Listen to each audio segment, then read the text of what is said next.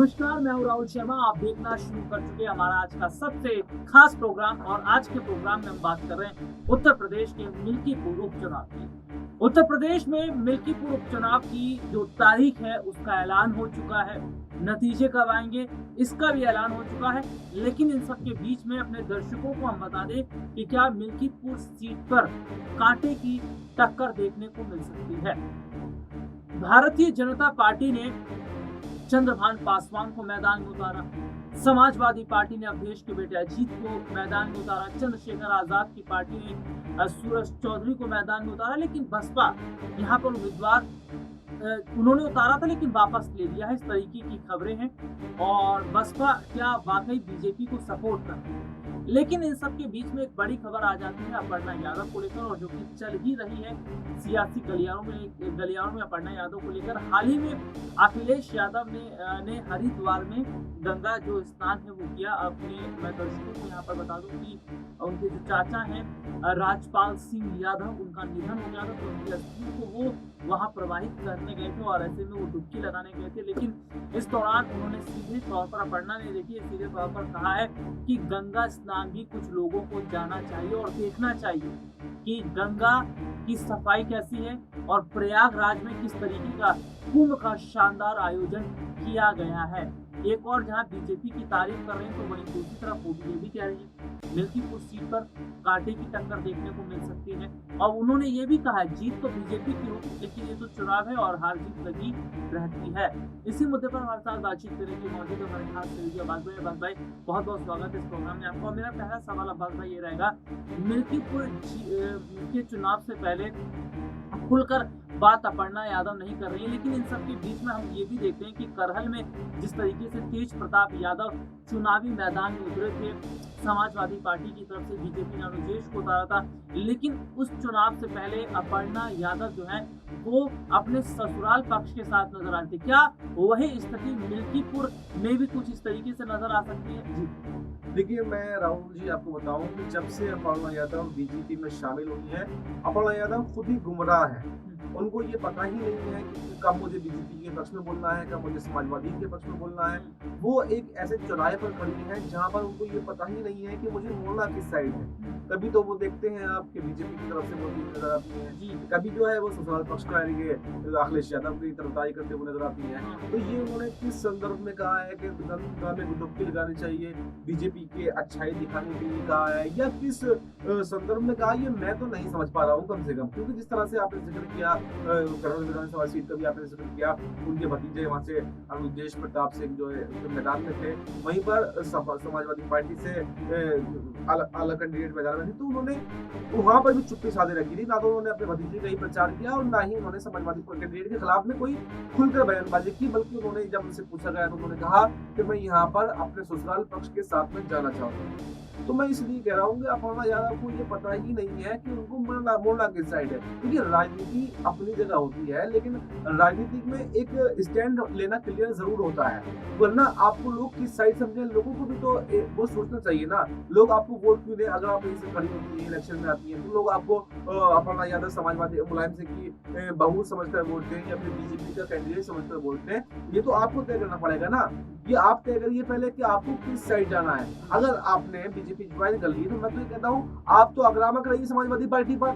जब आपने ज्वाइन ही नहीं की समाजवादी पार्टी, फिर आप किसी फैमिली फंक्शन में नहीं जाती हैं, राजपाल यादव का निधन हो जाता है, आप वहां नहीं जाती हैं, और आपके ससुर जो है मुलायम सिंह यादव का निधन हो जाता है, आप उसमें शामिल नहीं होती हैं, उनके अंतिम दर्शन नहीं करती हैं, तो फिर आपका समाजवादी पार्टी से या उनके परिवार से फिर ताल्लुक ही क्या है? फिर आप खुलकर के बीजेपी के साथ में आइए ना, अपना स्टैंड तो क्लियर करिए। अगर आप स्टैंड क्लियर नहीं करेंगी तो ये तो आपके लिए गुमराही की बात है। सबसे ज्यादा मैं समझता हूँ अपर्णा यादव खुद गुमराह है, और शायद बीजेपी जो है इसीलिए उन पर कोई भरोसा नहीं जता रही है। वरना ये कयास लगाए गए थे पहले भी कि उपचुनाव में जो है बीजेपी अपर्णा यादव को टिकट दे सकती है, लोकसभा 2024 के इलेक्शन में भी ये कयास थे कि उनको टिकट मिल सकता है। लेकिन बीजेपी अपर्णा यादव के संदेह में होने के चलते उन पर भरोसा नहीं जता रही है, क्योंकि उनका स्टैंड ही क्लियर नहीं है। और मैं समझता हूँ अपर्णा यादव अपना स्टैंड क्लियर न करके अपना राजनीतिक भविष्य खतरे में डाल रही है। और देखिए अपना राजनीतिक भविष्य अपर्णा यादव खतरे में डाल रही है। लेकिन इन सबके बीच में एक सवाल ये भी खड़ा होता है कि कि उत्तर प्रदेश में जो मिल्कीपुर का जो चुनाव होने वाला है उससे पहले बीजेपी ने चंद्रभान पासवान पर बड़ा दांव खेला है। चंद्रभान पासवान को चुनावी मैदान में उतारा है, लेकिन बीजेपी ने अपर्णा यादव को टिकट नहीं दिया और अपर्णा यादव को बीजेपी में आया काफी लंबा अरसा हो चुका है, लेकिन कोई बड़ी जिम्मेदारी भाई उन्हें नहीं बीजेपी में मिली है। इसके क्या बड़े मायने हैं और क्या वाकई बीजेपी ने एक बार फिर अगर कहा जाए तो अपर्णा को ठेंगा दिखा दिया है? देखिए, मैं इसी का जवाब दे रहा था लगभग कि बीजेपी उन पर भरोसा इसलिए नहीं कर रही है क्योंकि अपर्णा यादव का खुद का स्टैंड क्लियर नहीं है। जब तक आपकी खुद की मानसिकता नहीं होगी, आपकी खुद की विचारधारा नहीं होगी, तो तब तक आप पर कोई भरोसा कैसे कर सकता है? अगर आप कभी समाजवादी पार्टी की बात करने लगती है कि मैं परिवार के साथ में हूँ, जब परिवार का कोई जरूरत आपको होती है, किसी का निधन होता है, कोई फैमिली फंक्शन होते हैं, तो उसमें आप शिरकत नहीं करती है, तो आपका स्टैंड ही क्लियर नहीं है, तो फिर आपको जिम्मेदारी दी क्यों जाए? सबसे बड़ा सवाल तो यही बनता है। मैं समझता हूँ बीजेपी भी यहाँ पर उनका फायदा उठाने की कोशिश कर रही है। बीजेपी ये दिखाना चाहती है प्रदेश की जनता को, देश की जनता को ये दिखाना चाहती है, देखिए हमने समाजवादी पार्टी में उनके परिवार में कला पैदा कर दी, इसलिए उनको लिया हुआ है, अगर और इसलिए उनको बड़ा पद कुछ नहीं दिया हुआ है। अगर वो चाहते तो उनको बड़ा पद दे सकते थे, लेकिन आपको स्टैंड क्लियर करना पड़ेगा। मैं ये कहता हूँ, मैंने जैसे अभी कह रहा था कि अगर अपर्णा यादव को राजनीतिक भविष्य में कुछ आगे बढ़ना है, कुछ इलेक्शन जीतने हैं, लोकसभा सांसद या विधानसभा विधायक उनको चुनाव लड़ना है, विधायक बनना है, तो फिर उनको स्टैंड तो क्लियर करना पड़ेगा। अगर बीजेपी के साथ में रहते हैं तो आप कौन मना कर रहा है? देखिए, अखिलेश यादव की अगर बात कर ले, अखिलेश यादव ने कभी भी अपर्णा यादव पर कोई नाराजगी नहीं जाहिर की, कभी भी कोई टिप्पणी नहीं की। उन्होंने भी यही कहा कि जो उनका मन, जो उन्होंने किया। तो आप जिस पार्टी के साथ में अगर आ गए हैं, आपकी समाजवादी पार्टी में आपकी दाल नहीं गल रही थी, आपको कुछ ऐसा लग रहा था कि वहां पर आपको सम्मान नहीं मिल रहा है, तो आप बीजेपी में आएंगे, बीजेपी की बात करिए ना। फिर आप ये क्यों कहती हैं कि जब कोई आता है कि मैं परिवार के साथ में भी हूँ, तो पहले अपना स्टैंड क्लियर करिए, तभी आपका राजनीतिक भविष्य जो है आगे बढ़ सकता है, वरना बीजेपी कभी भी भरोसा नहीं दिलाएगी आपके ऊपर, और ऐसे ही आप देखेंगे कि उनकी जो राजनीतिक भविष्य खत्म हो सकता है, और ऐसे ही छोटे मोटे पदों पर रह करके कोई भी उनको लाभ हासिल होने वाला नहीं है। और देखिए, इसमें एक सबसे बड़ी बात है कि छोटे मोटे पदों पर रहकर कोई बड़ा फायदा अपर्णा यादव को नहीं मिलेगा, लेकिन ऐसे में एक सवाल ये भी खड़ा हो जाता है कि क्या बीजेपी में कभी अपर्णा यादव को मौका मिलेगा ही नहीं? क्या बीजेपी कभी अपर्णा यादव को मौका नहीं देगी? और सबसे बड़ी बात है कि अगर 2027 की हम बात कर लेते हैं तो 2027 में उत्तर प्रदेश में विधानसभा के चुनाव होने वाले हैं।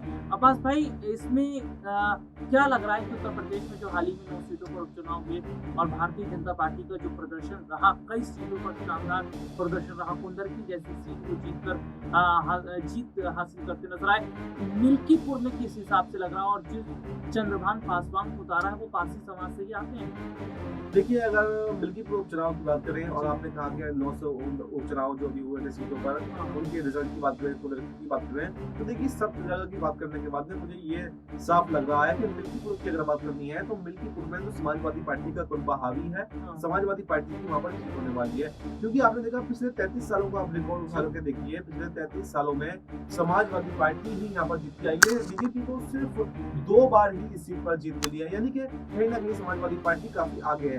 आपने देखा कि अभी भी अगर 2022 में जो इसमें चुनाव हुए थे, जो साधारण चुनाव हुए थे, तो उसमें भी समाजवादी पार्टी के अवधेश प्रसाद जीते थे, लेकिन 2024 में जब लोकसभा सांसद हुए तो उनको विधायक से हटाकर संसदीय के चुनाव में लाया गया और उन्होंने लोकसभा सांसद का चुनाव भी जीत लिया। तो इसके बाद में ये सीट खाली हो गई थी, तो अब अवधेश प्रसाद के बेटे जो हैं वो ही इस सीट पर हैं। तो तमाम तरह से अगर देखें और इस पर जातिगत समीकरण की बात कर लें, यादवों की, मुसलमानों की, दलितों की, तो यादव भी इस सीट पर काफी ज्यादा है, मुसलमान भी हैं, कुछ दलित समाज भी इस पर है। तो दलित समाज अवधेश प्रसाद से जुड़ा हुआ माना जाता है, मिल्कीपुर का या अयोध्या का दलित समाज है। तो ऐसे में तमाम समीकरणों के हिसाब से ये कहा जा सकता है कि मिल्कीपुर में एक बार समाजवादी पार्टी की जीत होने वाली है, क्योंकि बीजेपी का वहां पर कोई जनाधार नहीं है। और इसको ये जो बीजेपी भूल करने की कोशिश कर रही है, वो कुंदरकी से मिलाने की कोशिश कर रही है।